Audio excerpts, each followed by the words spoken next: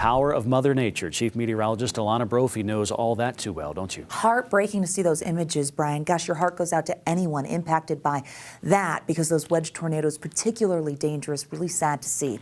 Closer to home, we've got wet weather in the desert with a late season storm that's been packing a bit of a punch. Live view from St. George, gloomy conditions overhead and wet pavement. You notice it out there in Washington County. Usually that Red Rock sings. Today, well, it's a little quieter. Still singing, but it's quieter. Forewarn radar showing we've got snow in and around Antimony and Bryce Canyon country. It's rain near Lake Powell.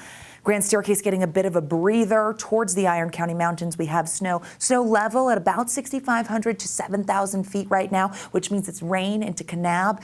Over near Zion National Park and St. George, portions of Iron County also soggy. Beaver County, the mountains getting snow, but Beaver County over I-15 looks like rain. Live view here from Sevier County. This is I-70, and you can see the snow coming down. It's not as surprise as I-70 westbound, but you notice that you've got wet pavement.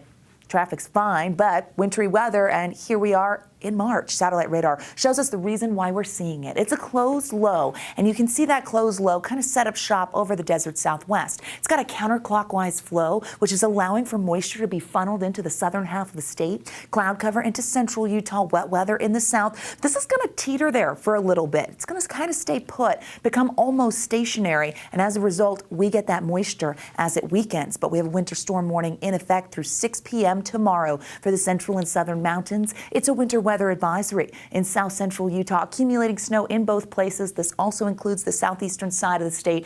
Don't want to leave out the La Salles and Abajos. On the Colorado side, those are the San Juan Mountains, and we know they are also dealing with accumulation. Travel impacts. Okay, we get the winds up north, and where you're looking in yellow from Castle Country, west of I-15, over I-70, and in southeastern Utah. In yellow, that's periods of road slush. In red, we're expecting periods of road snow because we are not done just yet. Active skies hold on into tomorrow. Quite a different story in the north because we've got those easterly winds pushing the flag, the Colonial Flag Tower camera showing off that we've got partly cloudy skies as temperatures sit in the mid-50s. Wind has been the weather headline for the Wasatch Front. Into tonight after midnight, we expect those winds to really start to crank. They will uptick in Cache Valley as well. These are the areas that will see a wind advisory for the northern Wasatch Front. That wind advisory is already in effect, goes into effect for Logan and the surrounding areas at midnight. 60-mile-per-hour gusts, so not as intense as what we saw overnight last night, but it's still nonetheless a downslope event that is going to bring strong wind gusts to those areas prone to that, the mouths of the canyons. The wind advisory holds on until noon tomorrow, and then we just get breezy, but 2 days of elevated winds. Cache Valley again goes into effect at midnight. This is in effect now. Could see gusts up to 55 miles per hour.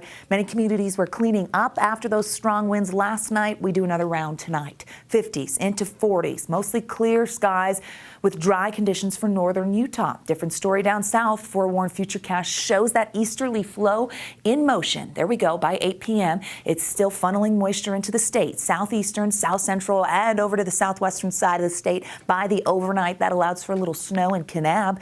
Looks like we could see some valleys picking up some light accumulations. By 6 a.m., I-70 still soggy with snow towards Price, Emory, and Huntington Canyon. You see that moisture become a little less widespread. That easterly flow really narrows in on central Utah by Saturday afternoon, and then that wet weather will dwindle. Now, the Wasatch Front is going to stay dry and we actually see a warming trend. We stay unsettled in the south, though, because of the positioning of that low. When all said and done, good totals are expected. Could see some areas getting up to 30 inches of snow in the central and southern mountains. Unbelievable. There were some closures at Capitol Reef. They could see up to 8 inches today. Grand Wash, the road 2, was shut down. 10 inches in Bryce Canyon.